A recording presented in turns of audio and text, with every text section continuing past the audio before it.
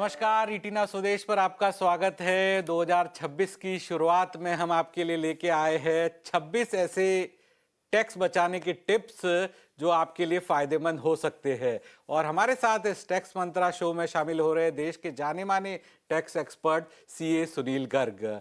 सुनील जी, बहुत बहुत स्वागत है। आज हमें वक्त देने के लिए 2026 की शुरुआत कर रहे हैं और आपसे जानेंगे कि ऐसे 26 कौन से टैक्स बचाने के टिप्स हैं जिसका फायदा लोग उठा सकते हैं। तो सर, कार्यक्रम की शुरुआत करते हैं। सबसे पहले मेरा आपसे निवेदन यही रहेगा, हमारे पास 26 मिनट का वक्त है, 2026 की शुरुआत है और 26 सवाल है।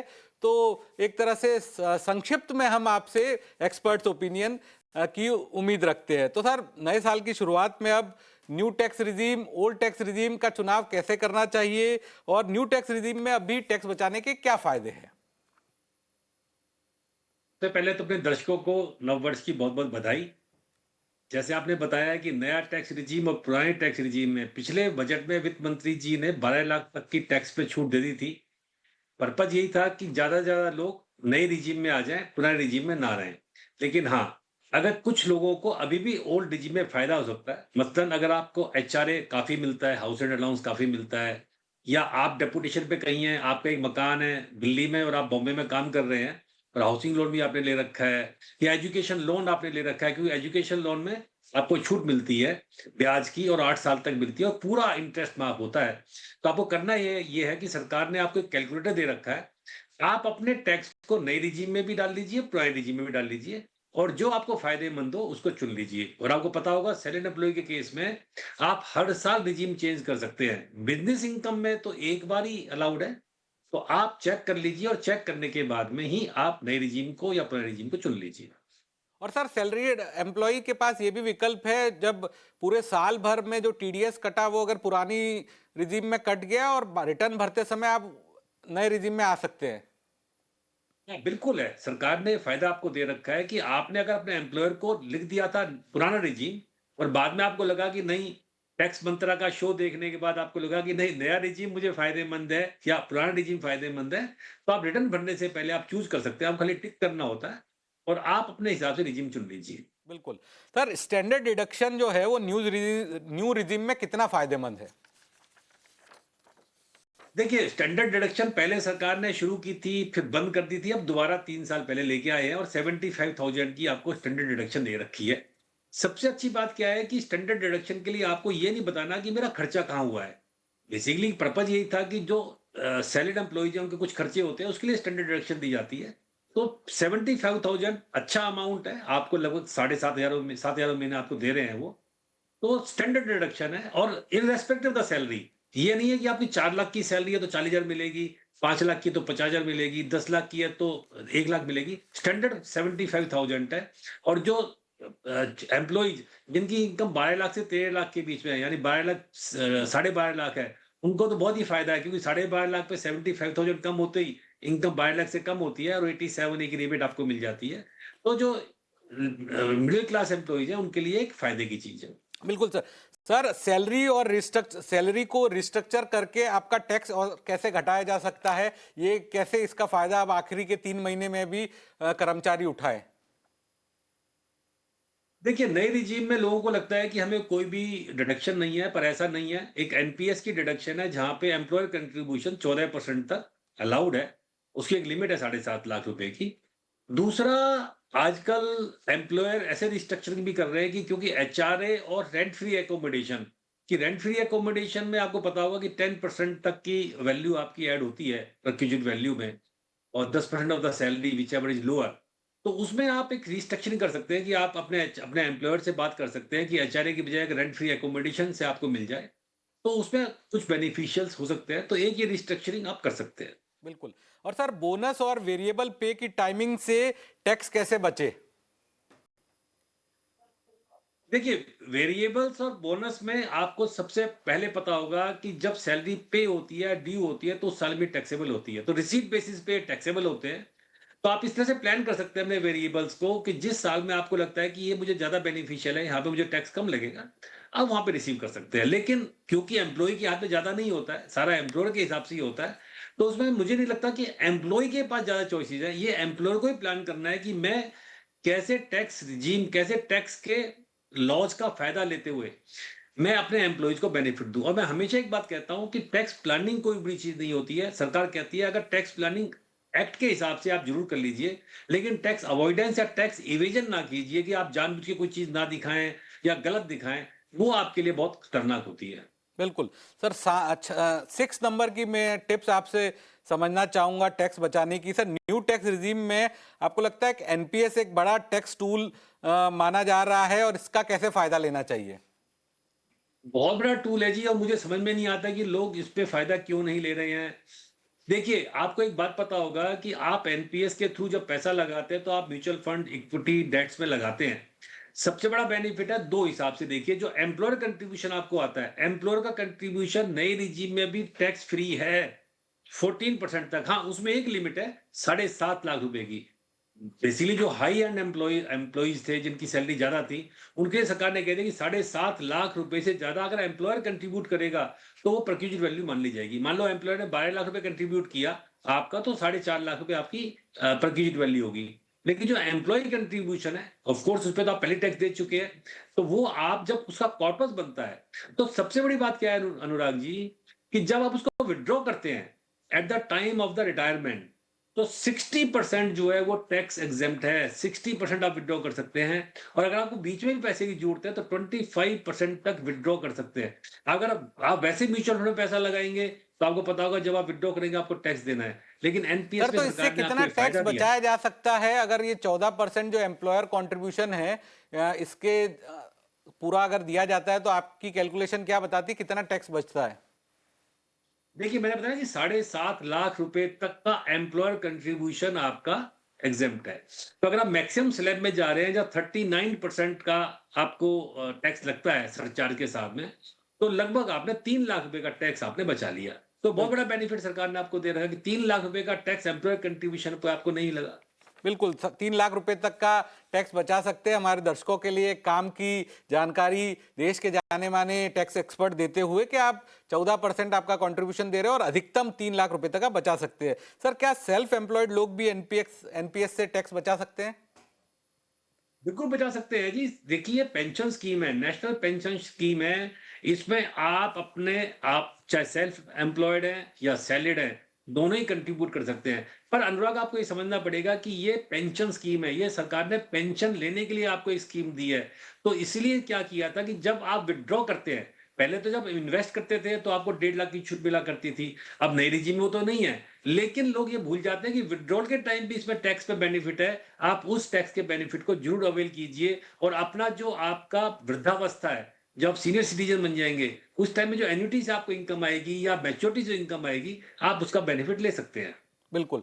सर, अगला सवाल मैं आपसे जानना चाहूंगा, रिटायरमेंट की प्लानिंग से कैसे अब अपनी टैक्स लायबिलिटी कम की जा सकती है?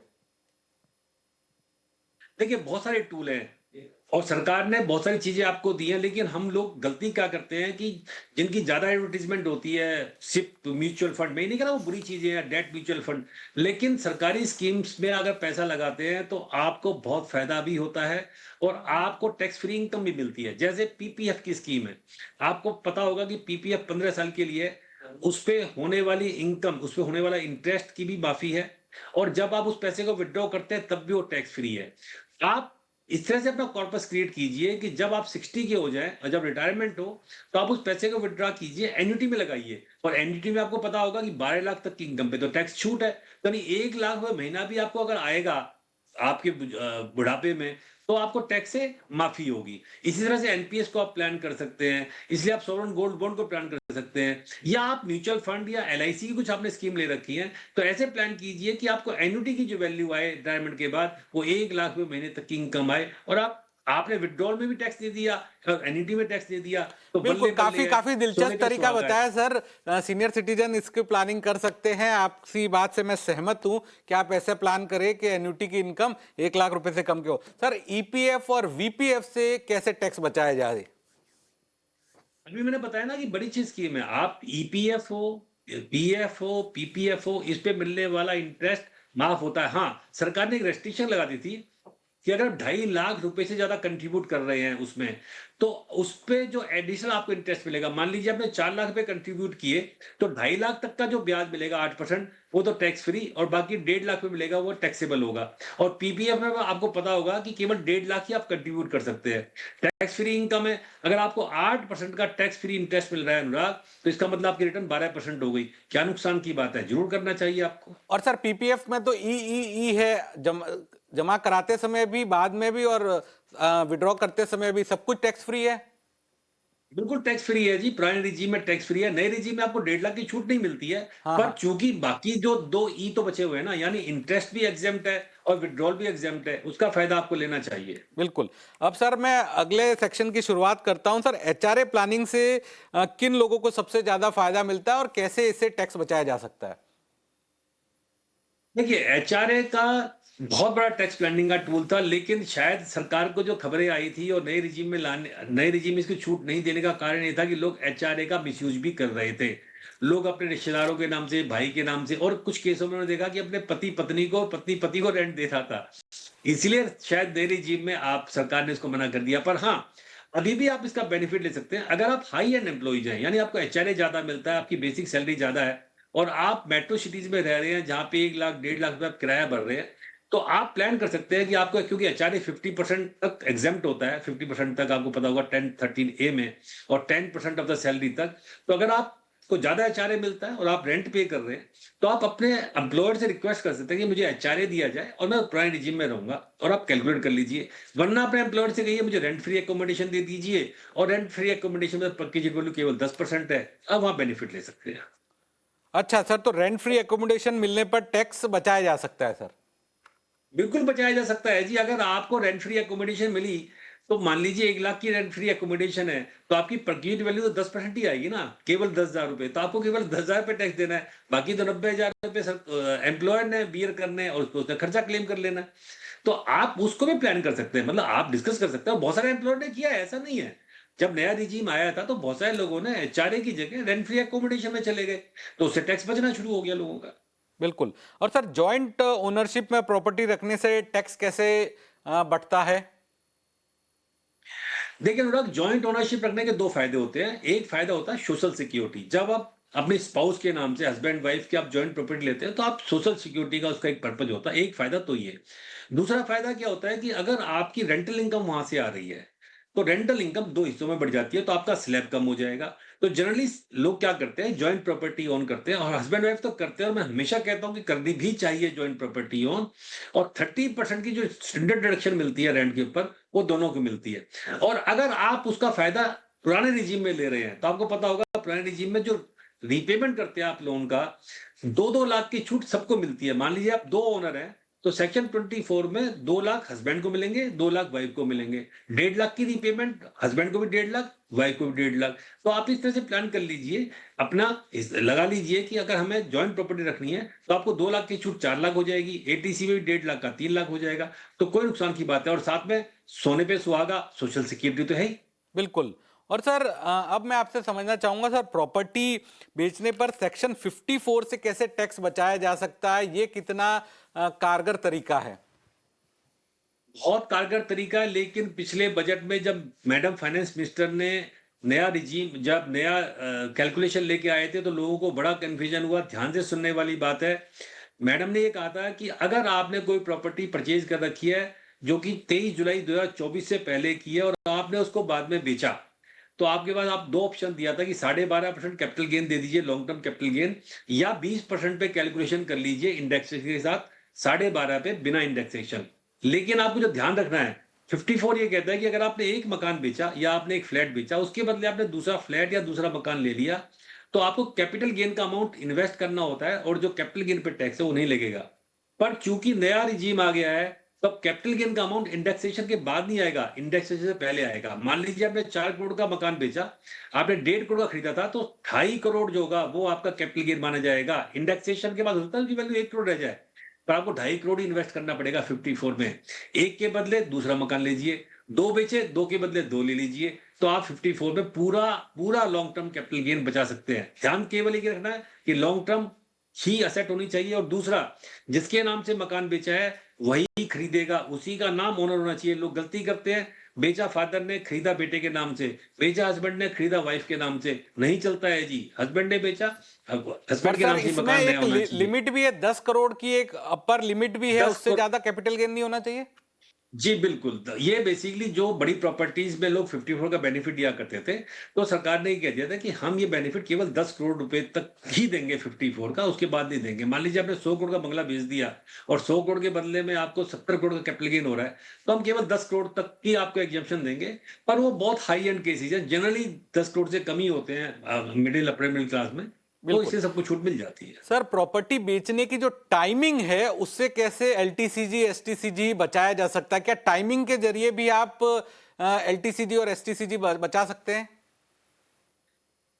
देखिए, प्रॉपर्टी की जो टाइमिंग है, सबसे बड़ा जो इसमें गलती करते हैं लोग, वो ये करते हैं, उनको ये नहीं पता होता कि मेरी शॉर्ट टर्म है या लॉन्ग टर्म है। देखिए, आपको पता होगा कि शॉर्ट टर्म कैपिटल गेन अगर होता है, तो उसमें जो टैक्स का रेट होता है, वो स्लैब रेट लगता है, यानी 30 के स्लैब में तो 30 पे लगेंगे।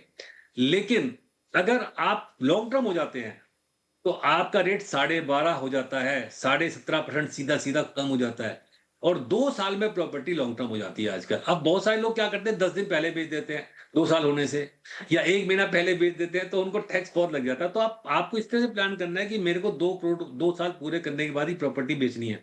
और 2 साल पूरे होने के बाद में सबसे बड़ा बेनिफिट क्या है कि आप उसको रीइन्वेस्ट करके पूरा टैक्स बचा सकते हैं। तो टाइमिंग प्रॉपर्टी में यही काम करती है। और आपको पता होगा, अगर आप शेयर्स में काम कर रहे हैं, फिर तो बल्ले-बल्ले है जी। हर साल ₹1.25 लाख का कैपिटल गेन बुक कर लीजिए, long term capital gain, listed equity, listed mutual fund और लिस्टेड यूनिट के ऊपर 1.25 लाख, और उसको रीइन्वेस्ट कर लीजिए। तो हर साल ₹18,000 का टैक्स फ्री इनकम, मतलब टैक्स बचा लोगे। 1.25 लाख की टैक्स फ्री इनकम, ₹18,000 का टैक्स का फायदा। तो सरकार ने तो आपको मजे कर रखे हैं। बिल्कुल, मतलब हर साल आपको 1.25 लाख का एलटीसीजी के शेयर या म्यूचुअल फंड बेच ही देने चाहिए सर। उतना तो कैपिटल गेन बचाना बचाना ही चाहिए। बिल्कुल बचाना चाहिए जी। मैं तो कह रहा हूँ, हर साल ₹18,000 का आपको टैक्स बच गया ना। और आप एक बार बेचिए, 1.25 लाख का कैपिटल गेन बुक कर लीजिए और फिर उसको रीइन्वेस्ट कर दीजिए। आपकी होल्डिंग भी बरकरार और टैक्स भी आपने कमा लिया। बिल्कुल। सर एक चीज मैं आपसे, क्योंकि अब हम मार्च आने वाला है, लॉस हार्वेस्टिंग हमारे दर्शकों को बताइए कि किस तरह से करनी चाहिए, और लॉस हार्वेस्टिंग से आप अपना टैक्स बहुत बचा सकते हैं। क्योंकि और क्या लॉस हार्वेस्टिंग जो है वो मार्च के आखिरी 15 दिन में ही करनी चाहिए या जनवरी फरवरी में भी कर सकते हैं? देखिए सर, ये बड़ी स्मार्ट टैक्स प्लानिंग है, और जो भी टैक्स मंत्रा देख रहे हैं और आप रेगुलर देखते हैं, तो आप ये बड़ा अच्छा टूल इस्तेमाल कर सकते हैं। लॉस हार्वेस्टिंग का मतलब होता है कोई चीज़ उगाना। तो जब फसल उगाते हैं उसको भी हार्वेस्टिंग कहते हैं। इसका मतलब आप लॉस को उगा रहे हैं, आप क्रिएट कर रहे हैं। तो 2 तरह के लॉस हैं जी, एक नेचुरल हो गया आपको, या आपने क्रिएट कर लिया। होता क्या है कि अगर आपको लॉन्ग टर्म कैपिटल गेन हुआ या शॉर्ट टर्म कैपिटल गेन हुआ, शेयर मार्केट की बात मैं आपको बता रहा हूं, तो आप उसको शॉर्ट टर्म कैपिटल लॉस से एडजस्ट कर सकते हैं। ये अच्छी बात है। लॉन्ग टर्म कैपिटल लॉस होगा तो उसे खाली लॉन्ग टर्म कैपिटल गेन्स होंगे। अब लोग करते क्या है मार्च के महीने में, क्योंकि मार्केट बड़ी फ्लक्चुएट की है, आपने मान लीजिए आपको कैपिटल गेन हुआ है पूरे साल में, और आपके पास कुछ ऐसे शेयर्स हैं जहां पे आपकी बुक वैल्यू डाउन हो गई, यानी आपको लॉस है, पर आपने बुक नहीं किया, अभी तक आपने बेचे नहीं है। जब तक आप नहीं बेचेंगे, जब तक long short term capital loss होगा नहीं। तो लोग करते क्या है कि आप उसको बेच लीजिए, आपने लॉस क्रिएट कर लिया, और उसको रीइन्वेस्ट कर लीजिए, अपनी होल्डिंग भी आपने बरकरार कर ली। तो जो लॉस आपका क्रिएट हुआ शॉर्ट टर्म लॉस, उसके अगेंस्ट जितने पूरे साल का प्रॉफिट है, चाहे वो लॉन्ग टर्म है चाहे वो शॉर्ट टर्म है, उसको एडजस्ट कर लीजिए। तो अगर लॉन्ग टर्म में 12.5 टैक्स बचा लिया और शॉर्ट टर्म में तो आपने 30% टैक्स बचा लिया। तो इसको कहते हैं लॉस हार्वेस्टिंग। एक और फायदा है, अगर मान लीजिए आपका लॉस हो गया इस साल में, लोग ये भी गलती करते हैं अनुराग, आपको लॉस हो गया, आप दुखी हो जाते हैं कि मेरा लॉस हो गया जी, शेयर मार्केट में मर गया, मैं क्या करूं, और उसको रिटर्न में क्लेम ही नहीं करते। अरे भाई, उसको क्लेम कीजिए, अगले 8 साल तक जब भी प्रॉफिट होगा, वो लॉस आपके लिए असेट बन जाएगा, आप उससे टैक्स बचा लेंगे। तो अगर लॉस हुआ है तो लॉस को असेट मानिए, उसको कैरी फॉरवर्ड कीजिए, रिटर्न टाइम पे भरिए, ताकि उसको अगले सालों में एडजस्ट कर सके। इसको कहते हैं हम लॉस हार्वेस्टिंग। बिल्कुल। और सर ये शॉर्ट टर्म लॉस है वो लॉन्ग टर्म प्रॉफिट के अगेंस्ट हो सकता है, या फिर long term loss long term profit के अगेंस्ट ही? देखिए, कानून ये कहता है कि ड्यूरिंग द ईयर, यानी जिस साल 25-26 की मैं बात कर रहा हूँ फाइनेंशियल ईयर की, आपको अगर शॉर्ट टर्म लॉस हुआ, उसको लॉन्ग टर्म कैपिटल गेन से कर लीजिए, शॉर्ट टर्म कैपिटल गेन से कर लीजिए, दोनों से एडजस्ट होता है जी।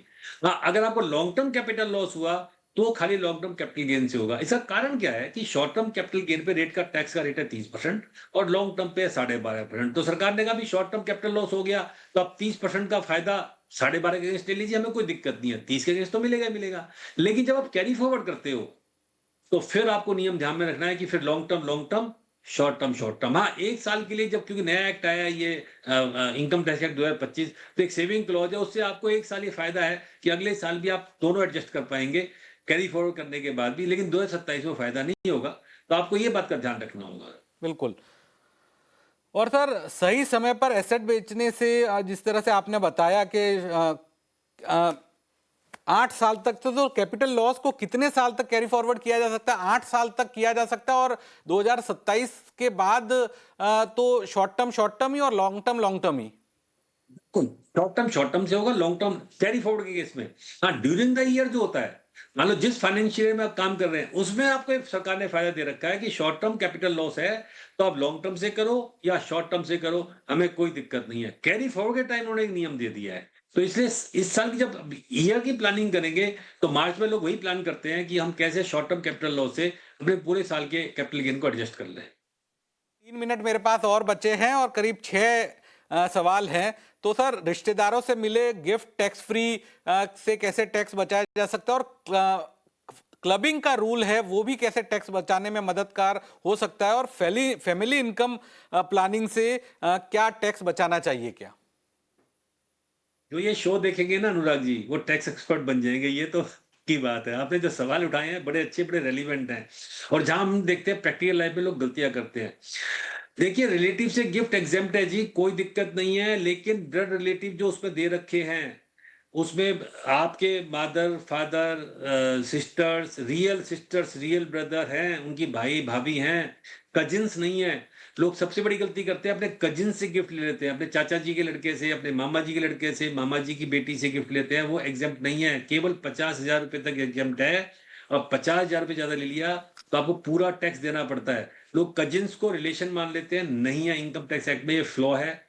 ऐसे ही चाचा से गिफ्ट लेना अलाउड है, लेकिन चाचा जी अगर भतीजे से गिफ्ट लेंगे तो पूरा टैक्सेबल है। तो गिफ्ट लेते वक्त आपको ये सावधानी बरतनी है। हाँ, शादी के टाइम पे गिफ्ट आप ले रहे हैं, चाहे अपने रिलेटिव से लो, चाहे पड़ोसी से लो, चाहे दोस्त से लो, वो पूरा का पूरा एग्जेम्प्ट होता है। एक बात तो आपको ये याद रखनी है, तो हमेशा गिफ्ट लेते वक्त ये ध्यान रखना है कि वो रिलेशन में आना चाहिए, और प्रॉपर गिफ्ट डीड आपको बनवानी चाहिए। और तीसरी बात, जिसने गिफ्ट दिया है उसके पास में वैलिड सोर्स होना चाहिए। अगर गिफ्ट देने के पास में वैलिड सोर्स नहीं है, तो आपको पूरा टैक्स देना पड़ता है, और टैक्स रेट 78% होता है, ये भी ध्यान रखना।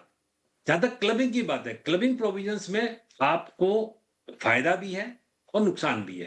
क्लबिंग 3 केसों में लगती है अनुराग। नंबर 1, अगर माइनर है, माइनर की कोई भी इनकम अपने पेरेंट के हाथ में जाके क्लब हो जाएगी। लेकिन अच्छी बात क्या है, अगर माइनर ने अपने स्किल से कोई पैसा कमाया, आजकल बच्चे डांस शो करते हैं, पेंटिंग करते हैं, यूट्यूब से पैसा कमाते हैं, छोटे छोटे बच्चे कमाते हैं, तो क्लबिंग नहीं होगी। मैं आपको बड़ी ब्रेकिंग न्यूज दे रहा हूं, उस केस में क्लबिंग नहीं होती है, लोग गलती कर देते हैं। दूसरा, क्लबिंग होती है स्पाउस में, हस्बैंड वाइफ में। लोग क्या, आपने अपने वाइफ को या वाइफ ने अपने हस्बैंड को पैसा ट्रांसफर कर दिया, अगर उससे कोई अर्निंग आई, मान लीजिए आपने अपनी वाइफ को 1 करोड़ रुपए ट्रांसफर किया, उससे उसने एफडी की, 6%, 6 लाख का ब्याज आया, तो आपके हाथ में क्लब होती है।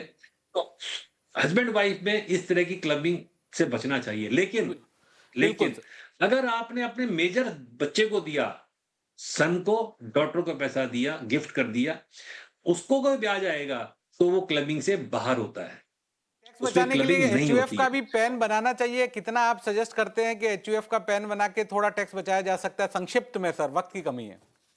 सर, एचयूएफ अच्छा है, टैक्स प्लानिंग का भी टूल है और सक्सेशन प्लानिंग का भी टूल है। एचयूएफ के अपने नियम होते हैं, आप एचयूएफ का प्लान बना लीजिए, और एचयूएफ से आप टैक्स बचा सकते हैं, और वही आपको स्लैब रेट का फायदा मिलता है। और सर, ईसॉप पर जो है वो टैक्स की लाइबिलिटी कैसी होती है? क्या ईसॉप्स के जरिए भी टैक्स बचाया जा सकता है? देखिए, ईसोप पे टैक्स तो नहीं बचता, पर सरकार ने एक फ़ायदा दिया था ईसोप को, क्योंकि क्या होता था जब एम्प्लॉइज़ को ईसोप मिलते थे तो एक्चुअली तो उसने डिस्काउंटेड प्राइस पे उसको शेयर मिल रहा है, नहीं ₹100 का शेयर ₹30 में मिल रहा है या ₹50 में मिल रहा है। तो सरकार कहती थी जो आपको ईसोप की वैल्यू का डिफरेंस है, यानी 100 का शेयर 30 में मिला तो ₹70 पे आप टैक्स दे जाइए हमको। तो लोगों को नुकसान होता था, कहते थे हम टैक्स कहाँ से दें? तो सरकार ने कह दिया अगर एलिजिबल स्टार्टअप हैं आप, एलिजिबल स्टार्टअप के शेयर आपको मिले हैं, ईसोप में मिले हैं, तो टैक्स को डेफर कर दिया है 48 मंथ्स के लिए, यानी 48 महीने के बाद में आपको टैक्स, उस पे टैक्स डिडक्ट होगा या जब आप उसको बेच देंगे। तो ईसॉप की प्लानिंग हमेशा ऐसे करनी चाहिए कि आपको अगर जिस साल में आप बेच रहे हैं या जब एम्प्लॉयमेंट छोड़ रहे हैं, तभी आपका टैक्स कटेगा, लेकिन वो कंडीशन केवल एलिजिबल स्टार्टअप के लिए है, बाकी के लिए नहीं है। बिल्कुल। सर, वक्त की कमी है लेकिन काफी शानदार चर्चा रही आपके साथ। 2026 में 26 मंत्र जो आपने बताए हैं हमारे दर्शकों को टैक्स बचाने के लिए, मैं उम्मीद करता हूं कि देश के करोड़ों लोगों के लिए टैक्स सेविंग टिप्स जो है देश के जाने माने टैक्स एक्सपर्ट सुनील जी के द्वारा बताई गई है, ये उनके लिए मददगार होगी। तो टैक्स मंत्रा के शो में फिलहाल इतना ही। बाकी खबरों के लिए आप देखते रहिए ईटी नाउ स्वदेश।